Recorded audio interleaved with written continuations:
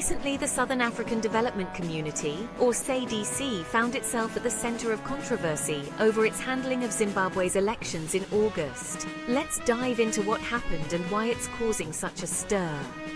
The elections were marked by delays and discrepancies that raised eyebrows around the world. Imagine this. In Harare, a city where 1/3 of Zimbabwe's registered voters live, ballot papers arrived almost 12 hours late. This wasn't just a minor hiccup, it potentially swayed the entire election outcome.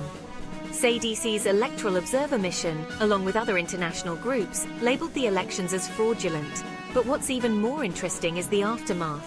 Instead of outright rejecting these flawed elections, SADC took a more diplomatic route. They accepted the critical reports and acknowledged the citizens' grievances, which is a step in the right direction. However, it makes you wonder, is acknowledging the problem enough?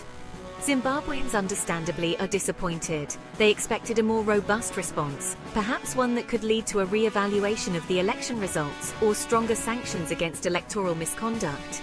This reaction from SADC has left many feeling disillusioned, questioning the effectiveness of such regional bodies in safeguarding democratic norms.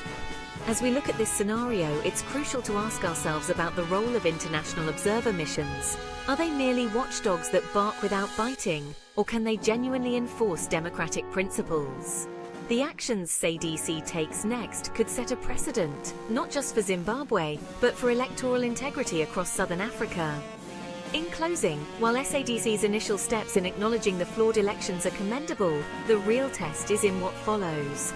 Will they step up their game and restore faith in the electoral process? Or will this be another instance where political convenience trumps the pursuit of democracy? As we continue to watch this unfold, the hope for a fair and just political environment remains alive, not just in Zimbabwe, but across all nations striving for democratic integrity. Thank you for tuning in. If you found this overview insightful, don't forget to like, share, and subscribe for more updates on how political landscapes are shaped around the world. Until next time, stay informed and engaged.